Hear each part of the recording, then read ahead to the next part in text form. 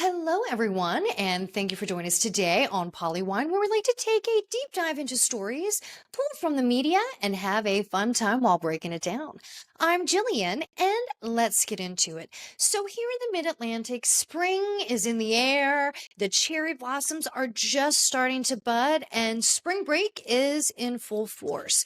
Now, here in the DC area, there is a story that has recently caught national news of a Northern Virginia girl who is a University of Pittsburgh student, 20-year-old Sadushka Kinoke.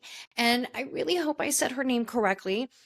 She has been reported missing in the Dominican Republic while she was on spring break with some friends. Now, this is where I find the story a little bit interesting.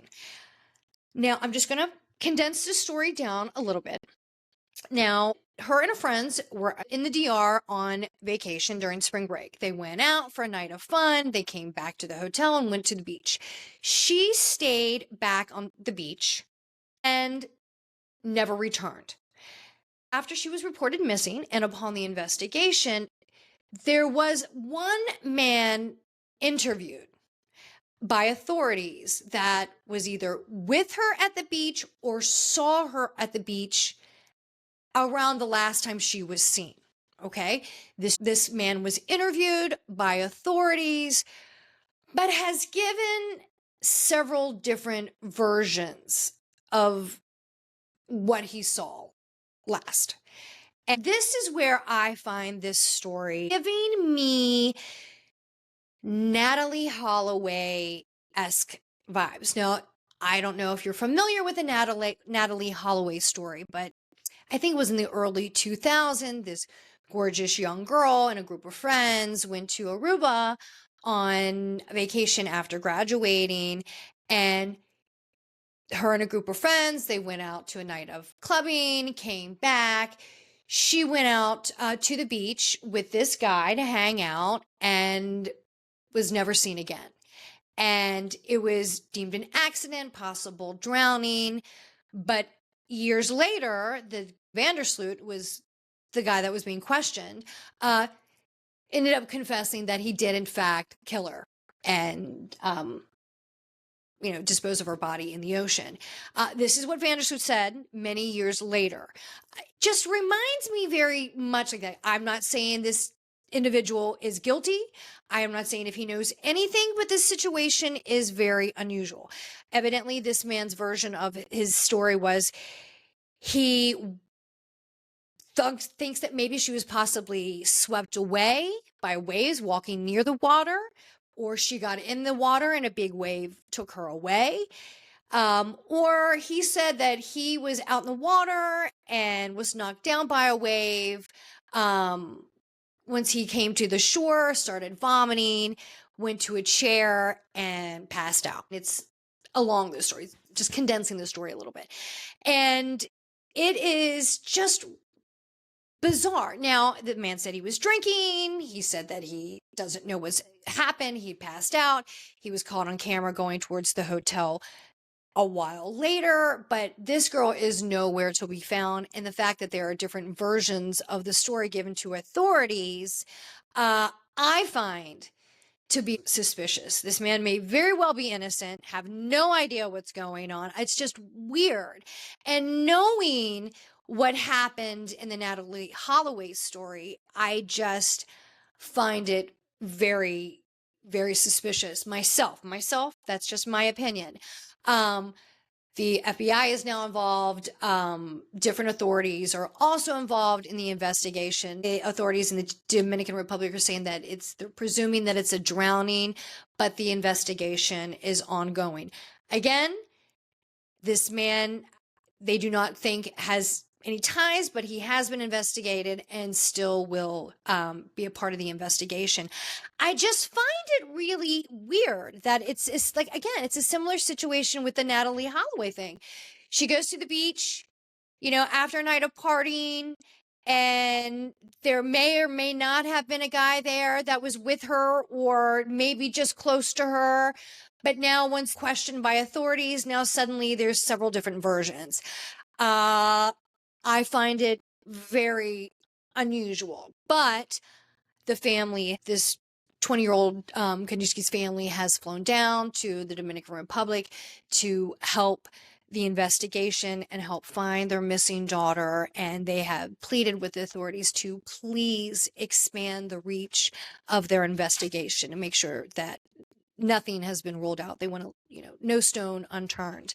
It's just such a sad story when you see pictures and videos of this young girl. She's beautiful. She is pre-med, so smart, and the whole world was just open to her. So it's just so sad. And like I said, the family is just wants any possibility of kidnapping, foul play, anything like that. They want any option to be investigated, just not the whole drowning possibility. It's just, you know, it is a very scary thing when women travel abroad. Just anything can happen to anyone, anywhere, but especially women, young women, they're especially vulnerable.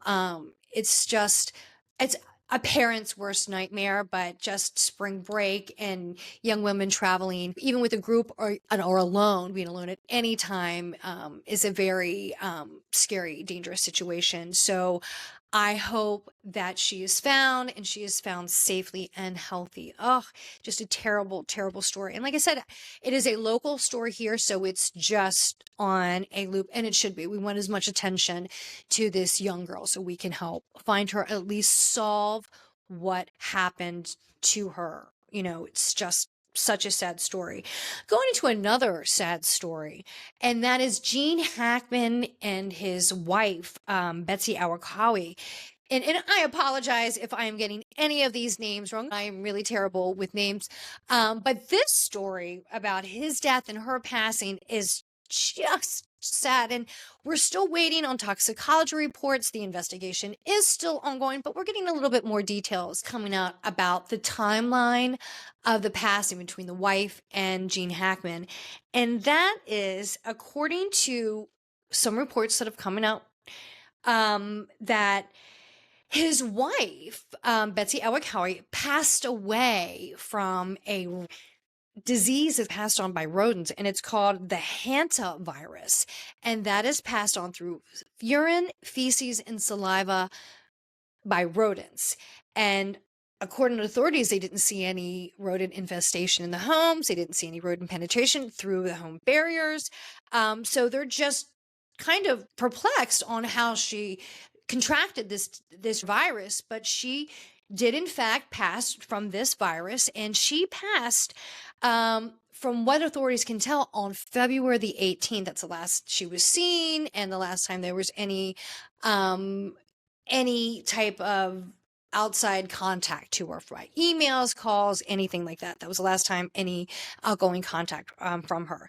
But according to some of the investigation and some of the things that have been leaked out by the authorities, that they believe that Gene Hackman ended up passing 7 days later in the home.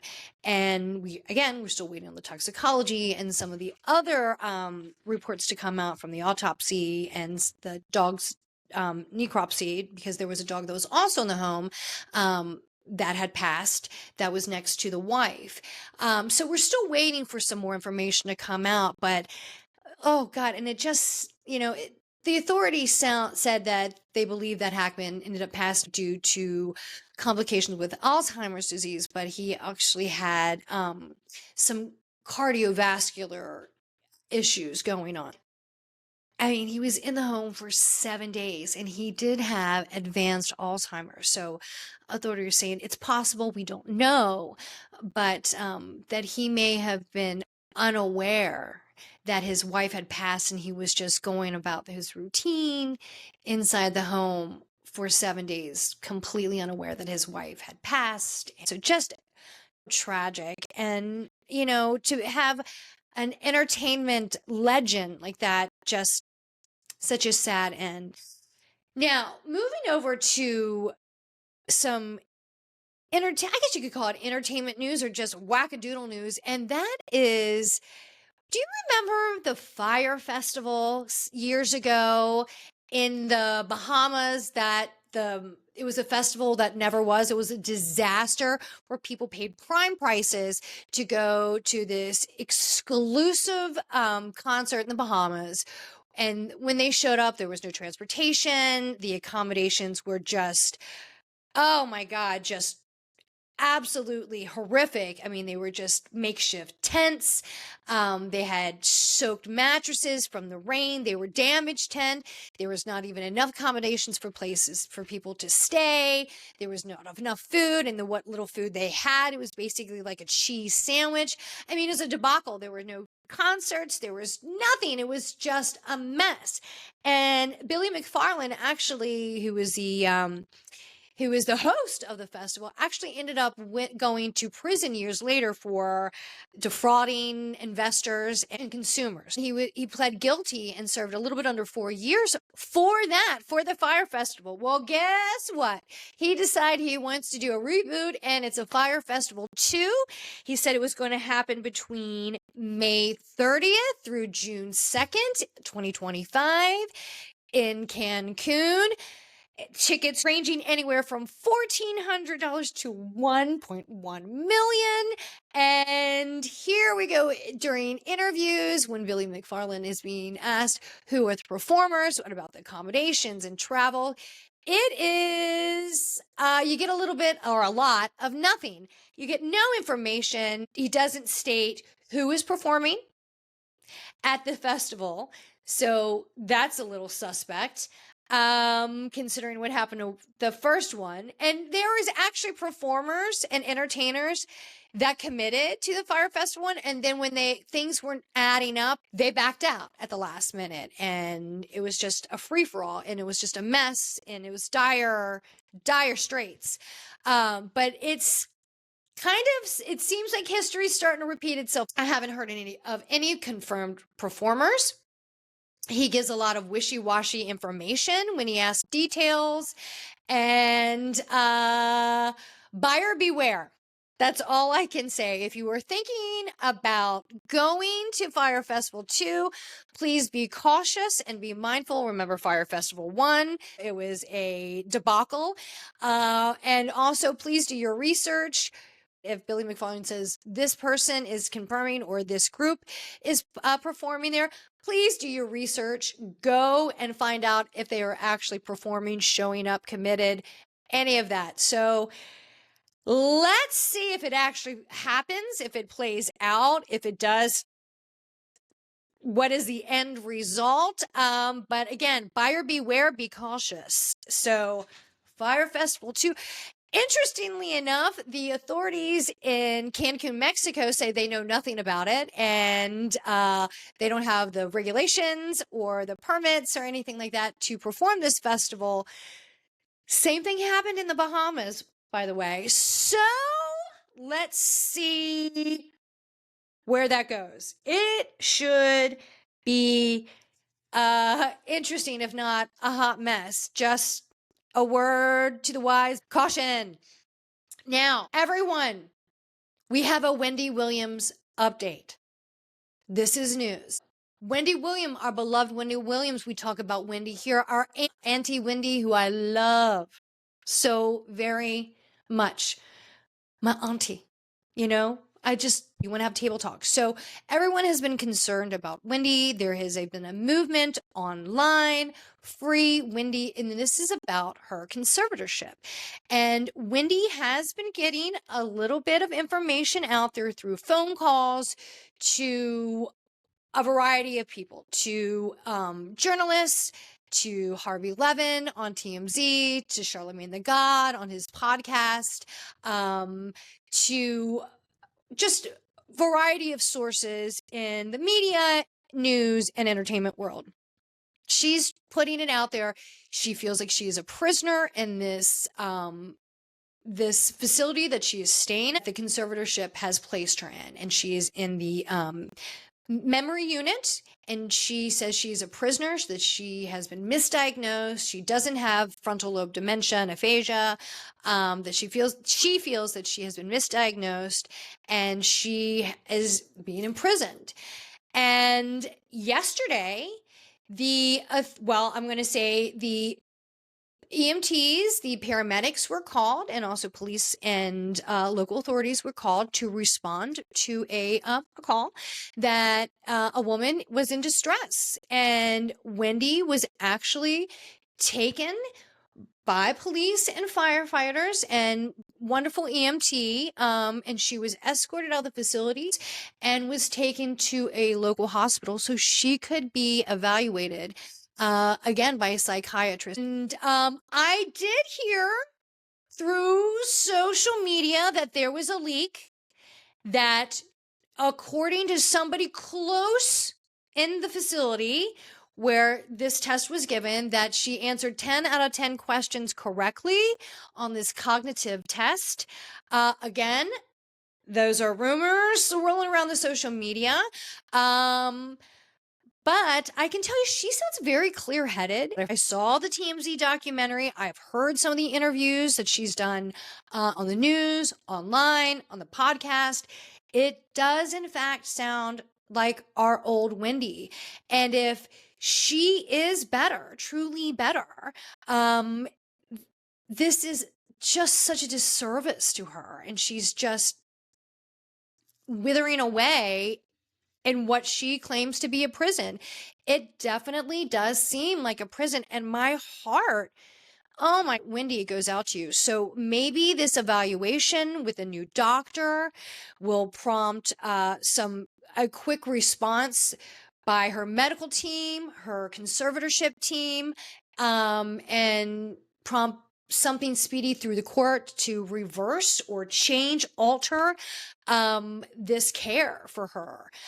Wendy, we love you here on Polywine. I personally just think the world of you. I've said before in other podcasts that, Wendy, I tuned into you in some of my darkest days, and in the moments I didn't think I could crack a smile, you made me laugh. And so I will always be grateful for you for those moments and always want the best for you, you know?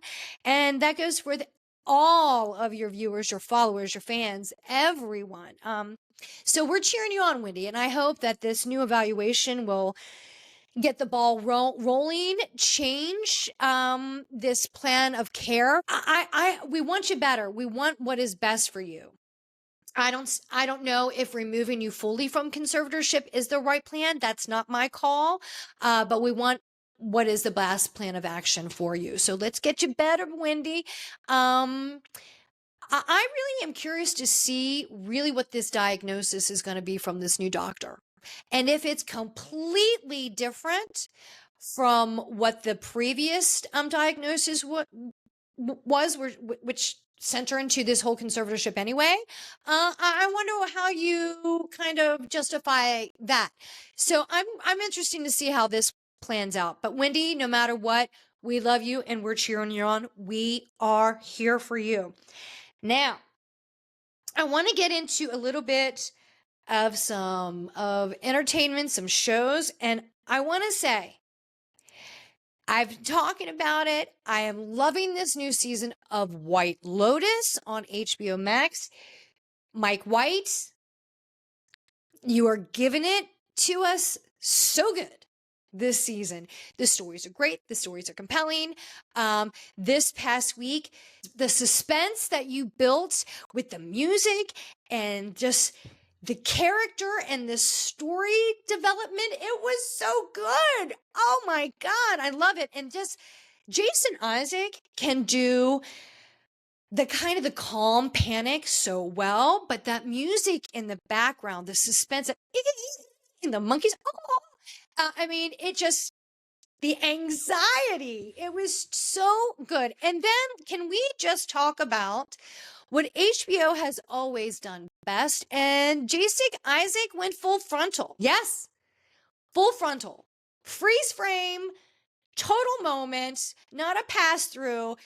Wow, right there. And you know, HBO has never held back on that. So if you are curious, Jason Isaac went full frontal in this past episode of White Lotus. So not only was it just a great episode, you get a little bit more than you usually do. So A couple weeks ago, Patrick Schwarzenegger had a scene, and now Jason Isaac. So, jam packed this season on White Lotus. But God, what a great season! All the stories and the characters are excellent. I'm just loving the whole season so far. It is so good. I went back and watched a little bit of season 2. I might have to go back and watch a little bit of season 1 because it was a long time ago and I forgot a lot. And I hope you've already been greenlit for the 4th season. And where is that destination going to be? I want to know. I want to know. Now let's get over into the beautiful hot world of Bravo and Peacock. The Traitors season 3 finale happened, and we got a double hitter on Peacock. And that is because not only did we get the finale, we also got the reunion. Andy, thank you for going to Scotland, going full castle, and giving us the reunion right away. Thank you, sir. Thank you. The finale was one of the best, I think, game finales in a while. So who went to the end? The end, we had Dylan. We have our beautiful housewife of New Jersey, Dolores Catania. We had Gabby from The Bachelor. And then we have Ivern from the royal family. I don't know how Ivor got so far. I still do not know. But he played it safe and it worked for him. Usually that safe card only goes so far, but he rode that one out and it worked for him. They all went to the final 4 and they all voted to stay together because they all believed that they were faithfuls, and all 4 of them were, and they were able to split the prize pot together 4 ways. It was a very dramatic round table, a very dramatic end where they're around the fire pit throwing in their bags of tricks that sends off the green or the red smoke, and the green is that you want to stay and move on, and the red bag of smoke signal that you wanted to vote again. They all went green, or they all went together, and it was a really nice ending. It was really nice. Yeah, we need those happy endings today. We really need a good happy ending, and it's nice that they all believed in each other. So beautiful ending to a wonderful season. Again, I'm going to say Alan Cummings, your fringe tinseled poncho at the end, wonderful. And the dog, I'm going to come back to the dog because I think the dog is just great. The dog with the royal cape and the crown, amazing. Just amazing. I adore that dog. So cute. So happy ending. And then boom, we go straight into the reunion. What a great reunion. I kind of wanted a little bit more, like a part 2, to get a little bit of extra details in there, but it was excellent. It was an absolutely excellent closure, excellent reunion, very dramatic. Danielle, who was voted off last, she was still bitter at Brittany Brittany was last and Brittany voted off Danielle. Still bitter, super bitter. To see them fight was great. Holy moly, Dorinda, who was the first person to be voted off, still pissed at Bob the drag queen, who, boy, if he didn't get the memo to show up in a stunning outfit, the makeup alone, I couldn't stop staring at it. Art. It was art with the red little slash. Amazing. But everybody looked beautiful. But God, Dorinda was still pissed off about, he said something like, I don't even know who Dorinda is. Like, she shouldn't be mad. I don't even know who Dorinda was. Dorinda held on to that and just stayed pissed about that for how long the filming of this show was. And she just let Bob have it. And he was like, look, man, it's nothing personal. It's a game. I don't know you. I came in here and didn't know many people. So don't take it personal. It's a game. And and that's kind of how I feel about Danielle. Like, it's a game. Like, you knew it was going to go that way. It's a game, and every man or woman for themselves until you get to the fire pit around the final four. And then you can either every man for themselves or you can vote to stay together. And that's what they did. It was a kumbaya moment. I loved it. But Danielle, still pissed. Dorinda, still pissed. Bob Harper was loving every minute of it. And Rob, yes, everybody loved Rob this season. Everyone loved Rob. And I thought it was so funny. Sierra from Summer House, who did that really disgusting challenge with the bugs with Rob. And, an unlikely pair, but they really mustered through that challenge, that repulsive challenge.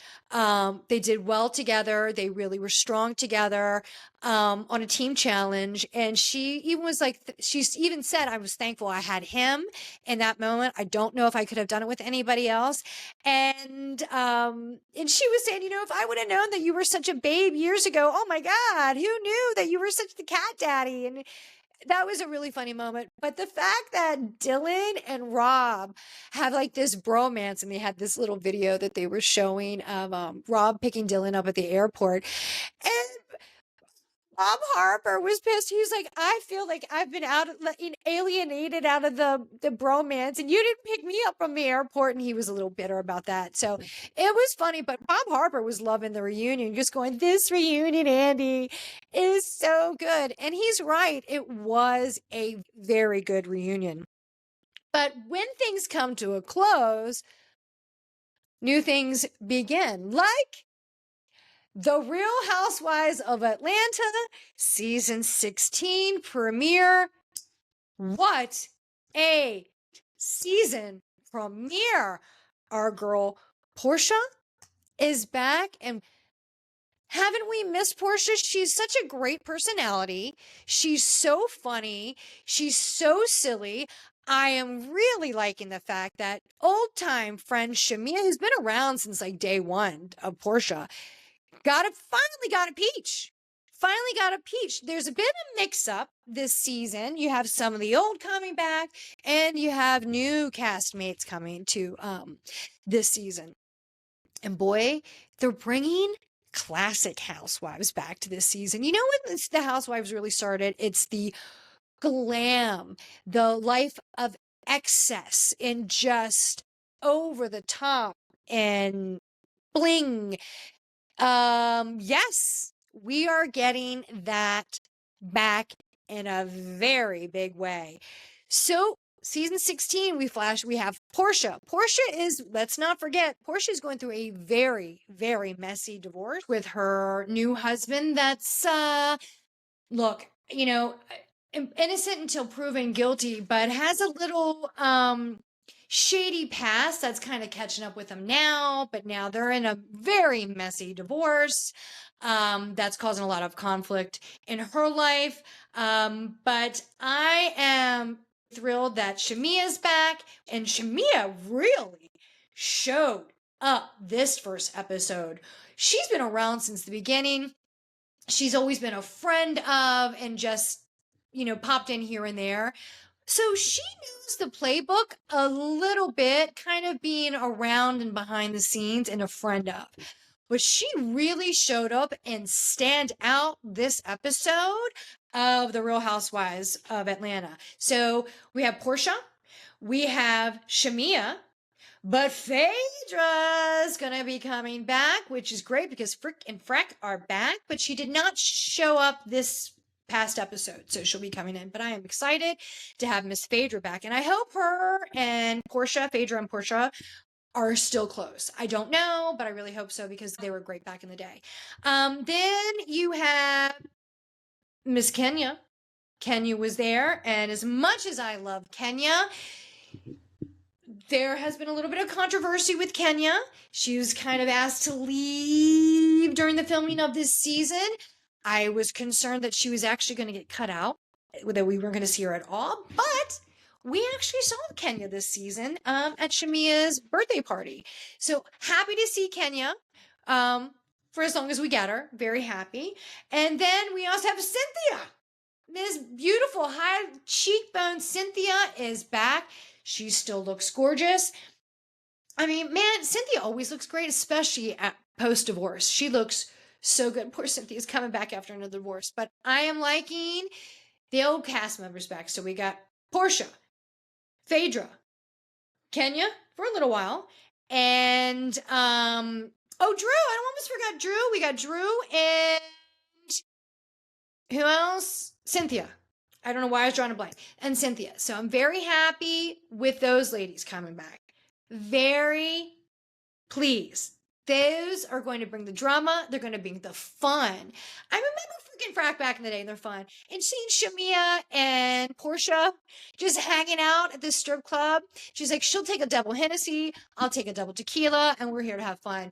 And you just hear the girl like in front of her on the pole working her moves. And she's like, oh, look at that. I love Portia. I think she's so fun. So I'm glad. And her and Shamia, I mean, that scene right there in the strip club, those two just having some lunch over some cocktails, enjoying themselves. It seems like a pretty truthful moment. It seems like they do that often and have. It just seems so organic, right? And then there are the new girls. So let me go through the new girls. We have Britt Eady, funny. We have Kelly Farrell, who she's a business owner, owns the chicken and waffle place. She has a cookbook. I like her. Messy. Already bringing the mess. So good. And then we have Angela Oakley. And all these women are stunning. Absolutely stunning. They're fun. Seeing the girls' night out with them and Shamia, these girls look like a wild crew. They all have a ton of money. They love to be wild and out there. I think it's going to be an amazing season. So I am ready to roll with this cast. I mean, the one girl, was it Kelly? I want to make sure I get it right. Was it Kelly when they were out at the girls' night out? And she was asking about Portia's new man, or soon to be ex-man, the husband that she's going through the divorce with. Is it Simon? So she was like, well, isn't the timeline with his ex and their engagement like a little, isn't there some overlapping there? And isn't that questionable? And why are you taking somebody else's man? So, boom, shots fired already. And then you have them questioning Drew Sidora about her dating Portia's baby daddy, the hot dog king. Okay? So, I don't know why these groups find it so hard to date outside their circle, because you should. You should. And it's all these reality shows like that. They keep staying within the circle. Branch out, girls. Branch out. But I mean, the story building of the season, getting to know the new girls, coming back on stories that we haven't heard in a while. And that's like Miss Phaedra. That's like Miss Portia.